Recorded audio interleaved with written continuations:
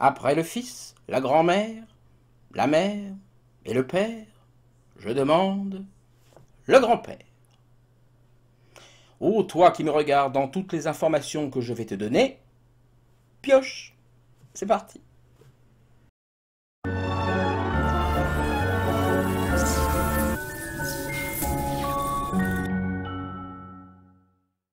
Bonjour à tous, j'espère que vous allez bien, que vous êtes en pleine forme. Je suis Alain Telly de la chaîne Alain Telly, le mat au soleil, et je vous souhaite la bienvenue. Aujourd'hui, nous parlons d'une sorte de grand-père du tarot de Marseille, comme je le disais en présentation. C'est une lame, l'arcane 5, qui est riche en enseignements. Et je pèse mes mots. Si vous regardez sur ce petit schéma que je vous ai préparé, vous pouvez voir un tarot de Marseille, c'est-à-dire une proportion d'une lame d'un tarot de Marseille qui est vraiment deux carrés l'un sur l'autre, si vous voulez, une proportion de 2 sur 1. Alors ce n'est pas forcément la lame de l'empereur, la lame telle ou telle lame, c'est vraiment la lame du tarot de Marseille, et c'est une clé de description qui peut être faite de la voir comme ça. Vous la coupez en deux, de cette manière-là, vous voyez que sur la gauche, vous avez la partie réceptive du tarot, sur la droite, la partie active du tarot. Vous la coupez en deux par l'horizontale, vous avez en bas toute la partie matérielle, toute la partie terrestre, et au-dessus la partie donc céleste. Vous coupez à nouveau en deux les deux carrés principaux, et vous avez maintenant 8 parties. Vous pouvez donc placer vos 10 lames du tarot de Marseille. Si vous les placez, vous savez, en décade comme ça, c'est-à-dire en 10 lames en bas, 10 lames au-dessus, qui se correspondent, vraiment la 1 avec la 11, la 2 avec la 12, la 3 avec la 13, etc. Jusqu'à la 10e avec la 20e, donc jusqu'à la roue de fortune qui va correspondre avec le jugement. Vous avez bien 10 lames qu'il faut prendre en compte. Vous avez également 10 numéraires dans les familles denier, bâton, épée et coupe dans le tarot de Marseille. Donc cette façon de le placer en 10, c'est pas mal, hein. Il y a la façon septénaire que je vous ai déjà montré, 7 sur 7 sur 7, ça fait 21 lames, vous mettez le mat à part. Mais la façon 10 sur 10, c'est aussi une très bonne façon de voir le tarot de Marseille. Alors vous me dites, bah, il y a 8 cases, comment on va mettre pour mettre 10 chiffres? Alors vous avez la 2, vous placez ici, vous voyez bien que la 2, c'est l'arcane de la papesse, qu'on a déjà étudié. Donc la 2, elle est bien en partie réceptive, et vous voyez qu'elle est proche du bas de la lame, c'est-à-dire qu'elle va aller chercher dans la terre, à l'intérieur de la terre, du terrestre, quoi, de l'ultra-matériel, elle va aller chercher les forces cachées, les forces qu'on a enterrées. Donc la lame 1, vous pouvez la mettre ici. Voilà. Et ça, c'est bien le battleur avec toute son énergie de feu, de prêt à faire plein de choses, etc. De regarder vraiment à l'intérieur de son petit sac tout ce qu'il peut utiliser. Et la papesse, elle va justement aller creuser, elle va aller chercher dans la terre, elle va aller apprendre tout ce qui est caché, tout ce qui est enterré, un petit peu comme le dragon qui a été terrassé par l'archange Saint-Michel, terrassé. Ésotériquement, ça ne veut pas dire tuer, ça veut dire terrasser, ça veut dire mis en terre. Ça veut dire qu'il a été caché, ce dragon, au cœur de la terre, et ça, la papesse, elle va aller essayer de retrouver sa flamme, son énergie, ce qu'il cache, ce dragon. Vous avez ensuite la lame 3, l'impératrice, qui passe bien du côté actif de la lame. Donc là, vous avez vraiment cette activité, mais qui va utiliser, qui est toujours proche des choses matérielles, si vous voulez, qui va utiliser vraiment ses connaissances, ses ressources, pour elle concrétiser, passer à l'étage supérieur. On arrive dans le 4 avec l'empereur, qui lui est vraiment dans la stabilité, qui contemple du haut de son Olympe matériel le monde qui s'est construit. Mais ce n'est pas une finalité, le 4. Maintenant que le monde, que l'empereur a créé son fruit, si vous voulez, que lui, il peut récolter les fruits, ben, il faut ensuite franchir ses limites matérielles, et c'est là qu'on arrive au pape qui est en 5. Vous voyez que le pape, il est toujours dans le matériel, mais il va faire la jonction avec le 6. Donc il va faire l'intercesseur avec le côté céleste.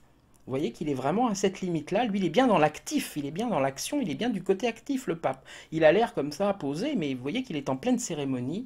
Il est en train de professer, en tout cas à des jeunes disciples. On voit que c'est la première lame du tarot. Il y a plusieurs personnages, on va en reparler tout à l'heure.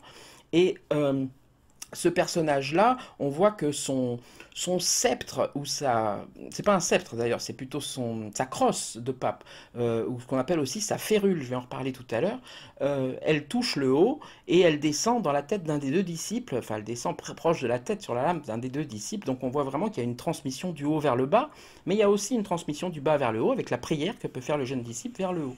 Donc ce pape, il fait l'intercesseur, il fait l'intermédiaire, le médiateur. Tout ça sont des clés d'interprétation aussi de cette lame de médiation qui peut se retrouver.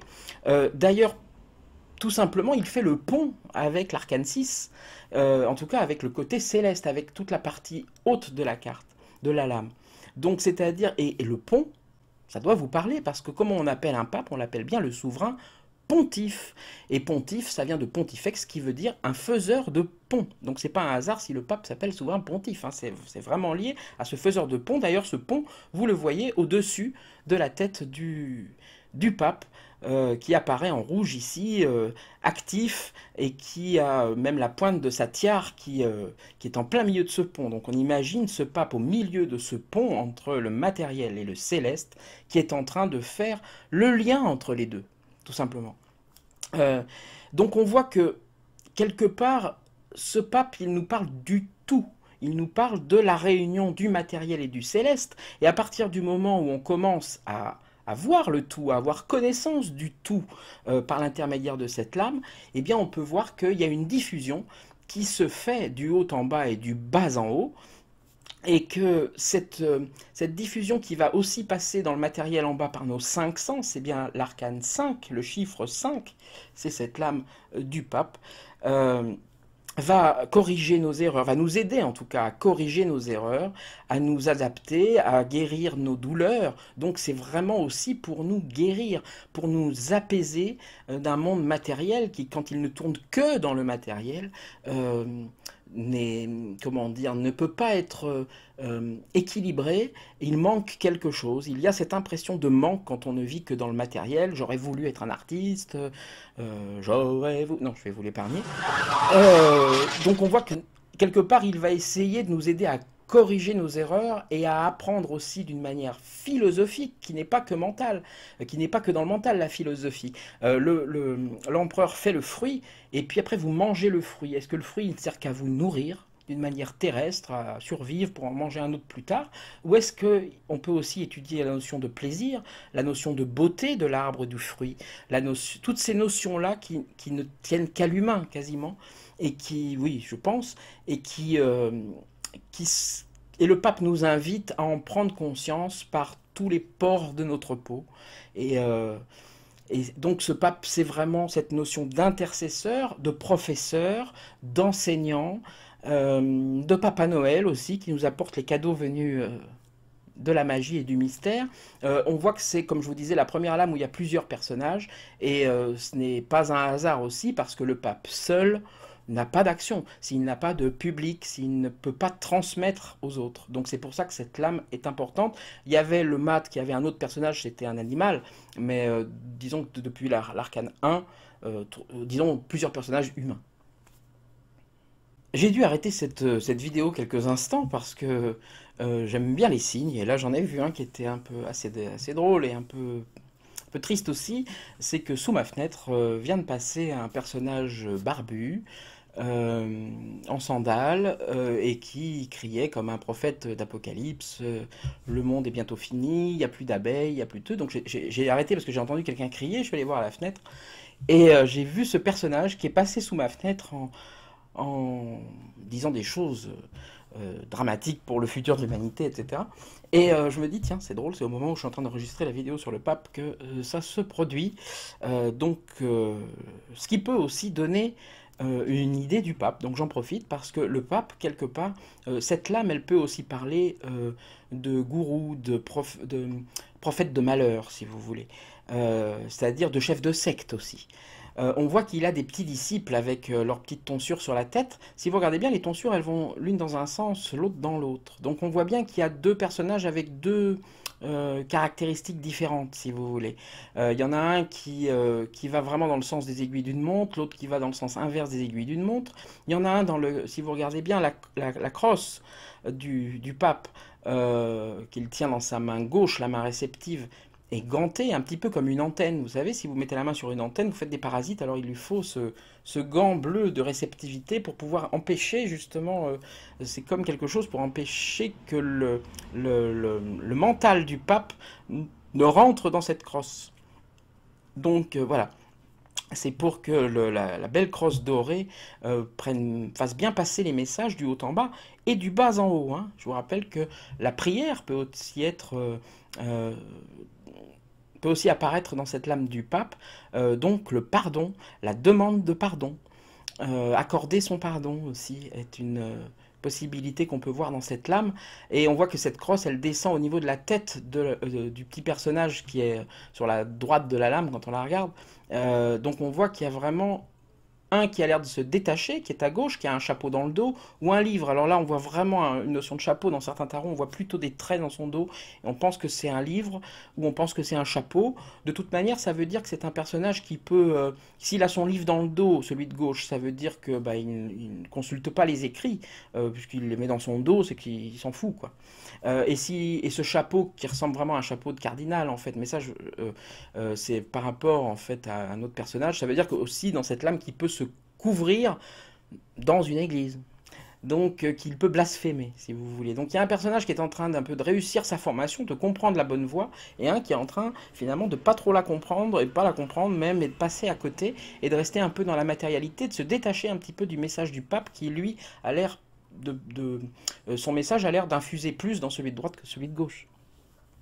Et d'ailleurs, ce petit personnage à droite, eh bien, il lance ses prières, si vous voulez, aussi au pape. Donc ça veut dire que le pape, il a aussi une qualité d'écoute. Il a aussi une qualité de savoir parler aux enfants.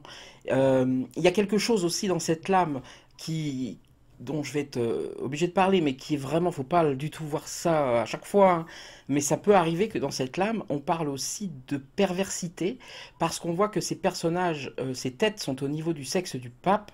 On voit que le pape, il est aussi relié, et là c'est là que j'en parle, à l'arcane 15 qui est au-dessus de lui. Le 5 est relié au 15, et le 15, si vous regardez bien, c'est le diable. Et le diable aussi, il a des petits disciples au-dessous. Et la lame a l'air un peu configurée de la même manière. Et pourtant, ils sont enchaînés, etc. Donc il y a des fois quelque chose qui se cache derrière le pape. Faut pas oublier que le diable peut se cacher derrière le pape, que le pape et le diable soient en communication, que la 5 et la 15 soient en communication. Ça me paraît important d'en parler. On voit d'ailleurs que le petit personnage à droite, alors ici sur le tarot que j'utilise moi, et vous le verrez peut-être d'une autre manière sur le vôtre ou pas, ou d'autres manières, regardez bien dans les plis de sa robe. On peut voir aussi que ce petit personnage à droite, il peut tenir une sorte de poignard recourbé. Je ne sais plus comment ça s'appelle, vous me direz dans les commentaires. Et quelque part, il y a peut-être aussi cette volonté de castrer le pape par ce personnage. C'est une des petites visions comme ça qu'on peut avoir, hein. Dans certaines divinations, ça peut sortir, et ça peut parler donc d'Œdipe, hein, de castrer le père. Mais ça, voilà, ce sont des visions un petit peu à part. Mais je vous dis, dans chaque lame, vous pouvez y voir plein de choses. Moi, j'essaie de survoler la chose pour que ça soit pas trop long. Ça commence déjà à faire un bon moment. Euh, que vous dire d'autre? Alors donc ce pape, ben voilà, on voit qu'il professe. Donc c'est un professeur, c'est un enseignant, c'est un maître, c'est un religieux, c'est un prêtre, euh, c'est un, c'est un grand-père, c'est un père, c'est quelqu'un qui, c'est un médiateur, c'est quelqu'un vers qui vous pouvez vous tourner pour avoir des conseils. Il peut aussi parler du Père Noël, donc des fois parler d'une période, ça m'est arrivé plusieurs fois en divination justement qu'il me sorte comme Noël en fait, le Père Noël. Donc ça me donne une période pour dater. La datation, ce qui n'est pas une évidence en voyance évidemment, qu'il faut toujours prendre avec des pincettes. Donc également, bah, comme je vous disais, ça crosse, hein, qui s'appelle aussi une férule. Alors la férule, ça vient d'une plante que l'on trouve en Méditerranée, on en trouve en Corse, on en trouve dans tout le pourtour de la Méditerranée. C'est une plante qui ressemble à ça. Donc vous voyez pourquoi ce bâton du pape, comme ça, à trois étages horizontaux, qui signifie bien les trois plans que l'on va retrouver à chaque fois, hein, le matériel, l'âme et l'esprit. ou le matériel, le sacré, si vous voulez, le divin. Donc on voit que c'est comme une antenne qui va prendre les énergies, qui va pouvoir parler à toutes ces énergies-là, qui vient du haut vers le bas, du bas vers le haut, qui prend sur les côtés. C'est vraiment un outil, c'est vraiment une antenne universelle. Et cette férule, alors cette plante, quand on la travaille dans certaines magies ou sorcelleries étranges, eh bien c'est un poison. C'est-à-dire on meurt en 8 jours de consommer de la férule en quantité quand même, mais voilà, c'est quelque chose qui crée une maladie débilitante, qui rend complètement amorphe, qui rend complètement... et c'est pour ça que cette férule, dans l'alchimie, de la voie humide, de l'alchimie, dans beaucoup de grimoires de sorciers, etc., elle existe parce que c'est un poison qu'il faut manier avec précaution, comme un poison évidemment, mais c'est un ingrédient qu'il faut manier avec beaucoup de précaution et qui peut faire planer, quoi, et apprendre des choses, voilà. Ça peut être aussi un toxique violent, hein. Donc ne vous amusez pas avec la férule. Alors la férule, c'était aussi à l'école, mais ça dès les Grecs, hein, je crois, ou les Romains, c'était une baguette qui servait aux professeurs à taper sur le dos des élèves, etc. Et jusqu'à notre époque pas si lointaine, on appelait ça vraiment une férule, cette baguette qu'avaient les professeurs pour taper avec les élèves. Ils n'avaient pas le droit de taper avec les mains, dans la loi, mais ils avaient le droit de taper avec la férule. Donc on voit vraiment que c'est être sous la férule de quelqu'un, c'est vraiment être sous son autorité, qui peut être un peu bridante, quoi. On voit que la main droite du pape, elle, la main active, elle est en pleine cérémonie, en pleine communion. Donc quelque part, on parle ici aussi de cérémonie, évidemment, de mariage, de baptême, de cérémonie, voilà, de quelqu'un qui devant, alors ça peut être au travail, où il y a une fête de fin d'année, où le patron va parler devant ses employés, etc. Voilà, faut pas hésiter à élargir un petit peu le champ pour laisser votre intuition. Cette lame, elle appelle à aller écouter votre intuition, à aller chercher vers le haut les choses qui peuvent vous venir ou vers le bas si des énergies souterraines arrivent à remonter jusqu'à vous. On voit également, j'en reparle de ces petits personnages qui ont la tonsure inversée. Donc on voit un qui est beaucoup plus réceptif à ce que dit le pape, l'autre qui a l'air de s'en détourner, de prendre un peu le mauvais chemin. Eh bien, vous pouvez regarder l'arcane 20, qui est l'arcane du jugement, et vous retrouvez un peu cette configuration. Vous avez bien un personnage central, mais qui là est de dos, qui semble sortir un petit peu de sa tombe avec son bleu étrange. C'est le jugement. Donc il sort pour pouvoir... on est vraiment à l'arcane 20, hein, donc on est dans des énergies là qui sont bien au-delà du terrestre. Et on a ces deux personnages humains vraiment sur les côtés. Une femme, un homme. Bon, peut-être que le personnage central est-il androgyne, est-il déjà l'androgyne du monde que l'on va retrouver dans la lame suivante, le monde, la lame 21. Et on voit que le personnage de droite, lui, ce personnage-là, eh bien il regarde... il ne regarde pas un être humain, il regarde l'ange qui est au-dessus avec sa trompette. Donc il est déjà en train de regarder, lui, il prie déjà auprès des forces célestes, si vous voulez. Lui, il ne prie plus il n'a pas besoin de passer par un intercesseur. Donc on voit vraiment, et bien sûr, on remarque que la tonsure du personnage qui sort de sa tombe, qui arrive après sa mue, si vous voulez, la tonsure de celui qui est appelé par l'ange au moment du jugement, donc celui qui est dans la vérité du chemin. Et vous pouvez voir justement que dans ces tonsures, eh bien, le tarot a dissimulé des messages.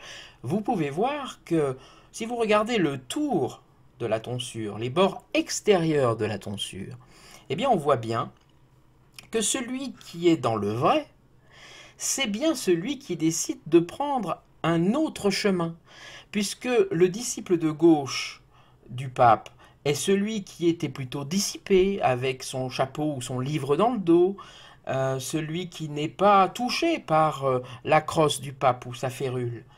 Eh bien lui, on le reconnaît dans la tonsure de celui qui sort du jugement.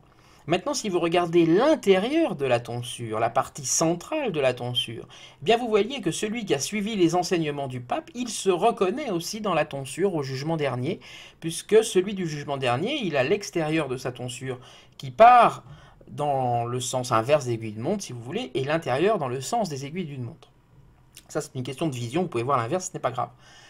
Et en fait, ça montre quoi? C'est ce que le tarot dissimule. Ça montre qu'il ne faut pas suivre aveuglément une religion, un dogme, des préceptes sans les comprendre, sans les vivre.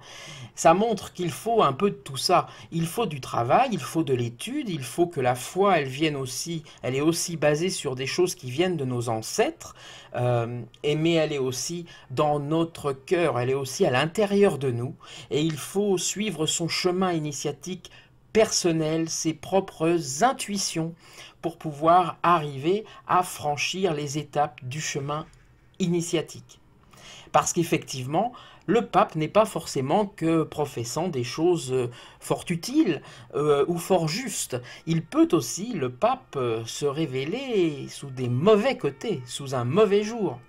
Quelqu'un de dogmatique, quelqu'un qui assène des dogmes. Ça peut parler de gourou, hein, de gourou avide, de faux dévots. Ça peut parler de tartuffe. Hein.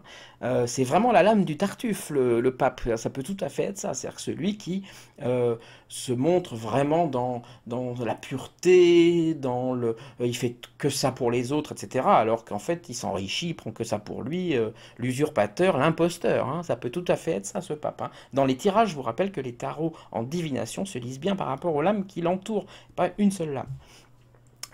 Donc on voit que voilà, si l'on veut, cette lame, elle nous explique que si l'on veut réussir son chemin de vérité jusqu'à vraiment sa vérité, sa pierre philosophale, il y a quand même des préceptes à suivre et qui vont être expliqués dans les lames qui suivent. Donc tout ça paraît un peu austère, on est sur un tarot moyenâgeux avec des gens qui ont caché les signes, les symboles dedans pour...